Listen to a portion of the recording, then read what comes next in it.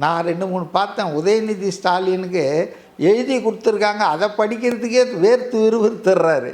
புரியுதுங்களா? ஆனால் இவர் யாராவது எழுதி கொடுக்கலாம், பஞ்சு டயலாக்கெல்லாம் எழுதி கொடுத்துருக்கலாம். அதை இவர் மனப்பாடம் பண்ணி பேசலாம். ஆனால் அது இயற்கையாக அவர் பேசுகிற மாதிரி தானே இருக்குது. இப்போ நமக்கு யார் எழுதி கொடுத்தது பேசுன நீங்கள் விஷயம் என்ன சொல்கிறாரு? இப்போ எல்லாருக்குமே ஜெயலலிதாலேருந்து எல்லாருக்குமே ஸ்பீச் ரைட்டர்ஸ் இருந்தாங்க. நான் அவங்களே எல்லாத்தையும் ரெஃபர் பண்ணுறாங்களா?